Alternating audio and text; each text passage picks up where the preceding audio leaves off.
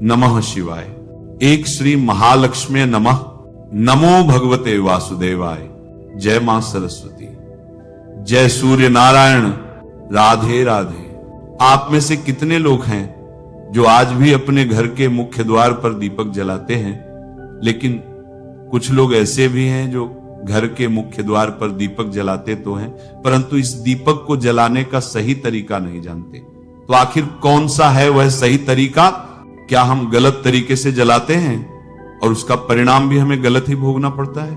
आज मैं आपको शास्त्रों के हिसाब से जो सही तरीका है जिससे कि आपके घर में बरकत होगी, धन दौलत से तिजोरी भारी रहेगी, और वहीं आपके घर में तंत्र जादू टोना जैसा कोई काम आपके घर में कभी ना कोई करने की सोच भी नहीं पाएगा। इसके लिए आप सभी को अपने 5 मिनट का समय, बहुत ही कीमती समय जो होता है, वह आपको मुझे देना पड़ेगा।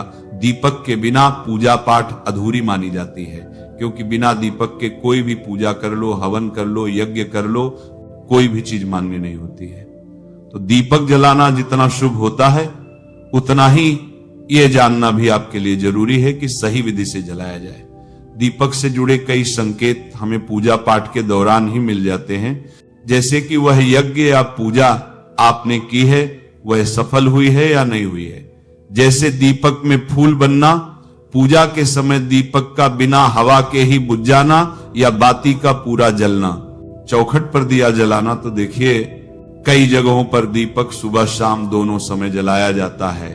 यह अपनी अपनी श्रद्धा और आस्था पर निर्भर करता है, परंतु शाम के समय दीपक घर पर जलाना हमारे घर से नकारात्मक शक्तियों को दूर करता है और वहीं सकारात्मक शक्ति को आकर्षित करता है।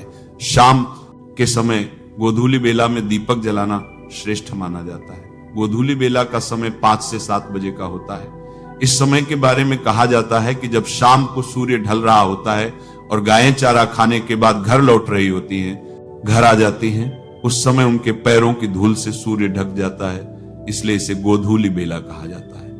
इस समय आपको ये दीपक जलाना चाहिए।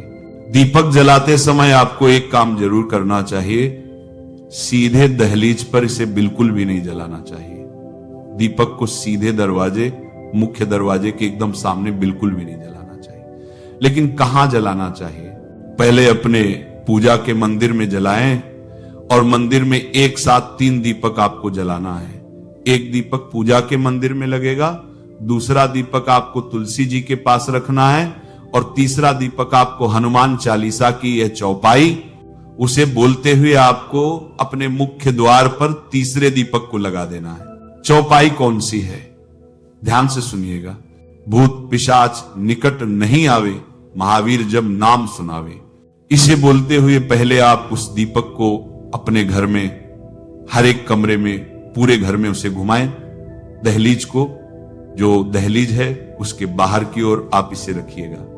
यह दीपक आपको प्लास्टिक का प्रयोग करके नहीं बनाना है, बल्कि धातु का ही आपको दीपक लेना है, या फिर आप मिट्टी का दीपक भी ले सकते हैं। घर का तंत्र मंत्र बिल्कुल ही भूल जाएंगे।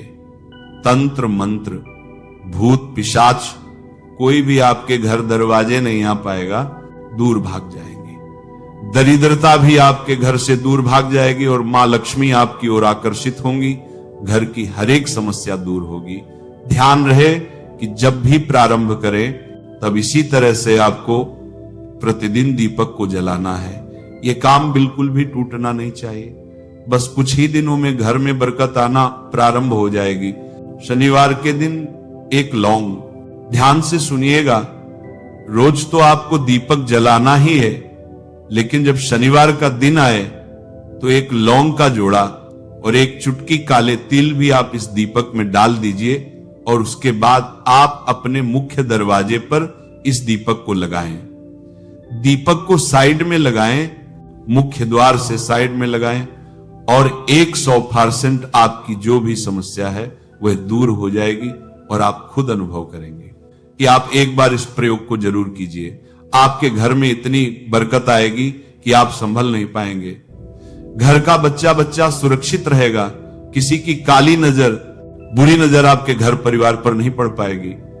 और आप दिन दुगनी रात चौगुनी ही तरक्की करेंगे। जीवन में किसी भी चीज का अभाव नहीं होगा।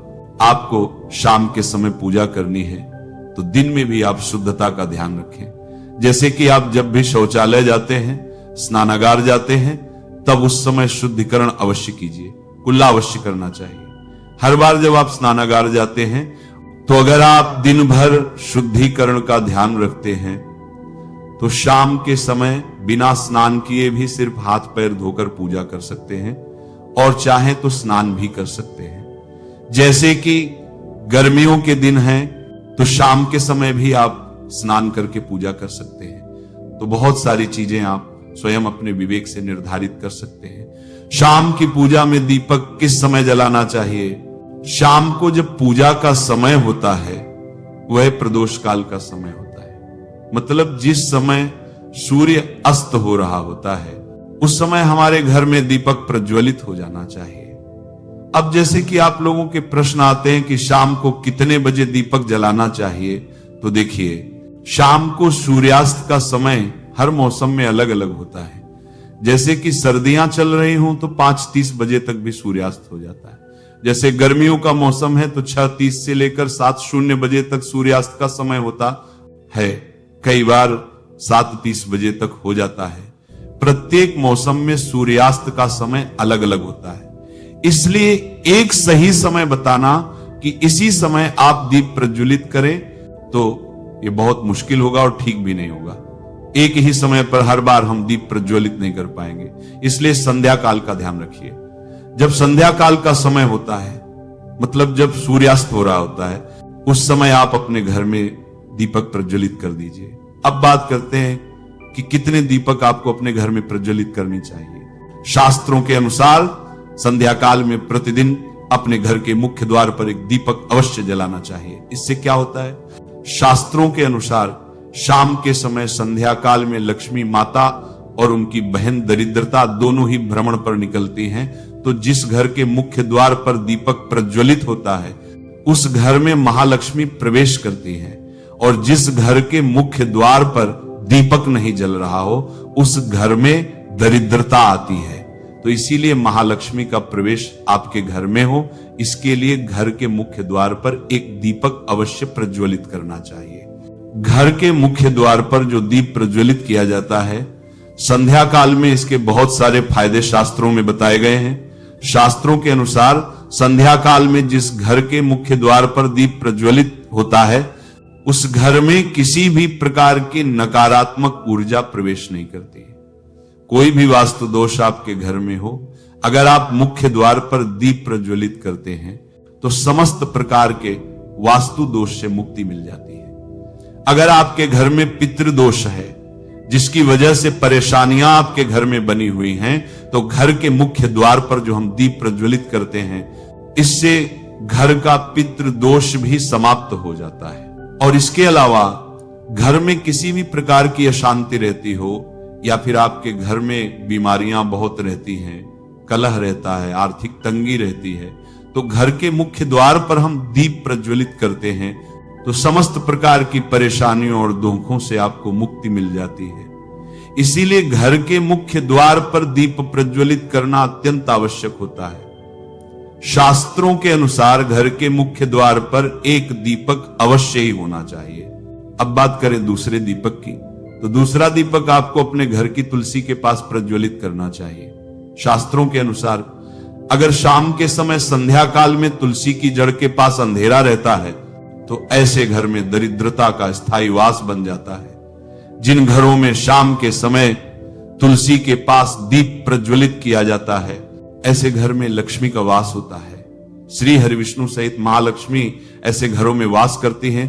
तो आपको प्रयास करना चाहिए कि शाम के समय तुलसी के पास एक दीपक अवश्य प्रज्वलित करें। अब बात करें अगले दीपक की, तो शाम के समय अपने घर के ईशान कोण में, मतलब जहां पर भी आपने अपने घर का मंदिर बनाया हुआ है उसी स्थान पर घर के मंदिर में एक दीपक अवश्य प्रज्वलित कीजिए। 2-3 दीपक आपको प्रतिदिन अवश्य प्रज्वलित करने चाहिए। और अगर आप तीनों दीपक प्रतिदिन प्रज्वलित करते हैं तो विश्वास रखिए आपके घर की बहुत सारी परेशानियां स्वयं ही समाप्त हो जाती हैं। और अब बात करते हैं अगले प्रश्न के बारे में, जो आप लोगों के हमेशा प्रश्न आते हैं कि दीपक किस चीज से प्रज्वलित करना चाहिए। सरसों का तेल डाल सकते हैं या नहीं, या फिर तिल के तेल का प्रयोग करना चाहिए, या फिर शुद्ध गाय के घी का, किस चीज से हम दीपक प्रज्वलित करें। तो देखिए, शास्त्रों के अनुसार सरसों के तेल का दीपक हर जगह प्रज्वलित नहीं करना चाहिए। सरसों का तेल कड़वा तेल कहा जाता है। इस तेल का दीपक हम प्रज्वलित करते हैं शनिदेव के लिए।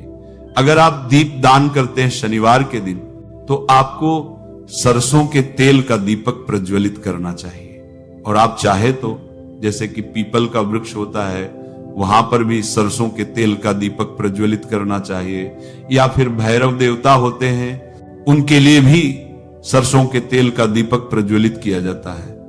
इसके अलावा कहीं पर भी सरसों के तेल का दीप प्रज्वलित करने की बात शास्त्रों में नहीं कही गई है। शास्त्रों के अनुसार किसी भी देवता के निमित्त जो हम दीप प्रज्वलित करते हैं, उसमें गाय का घी डालकर ही प्रज्वलित करना चाहिए।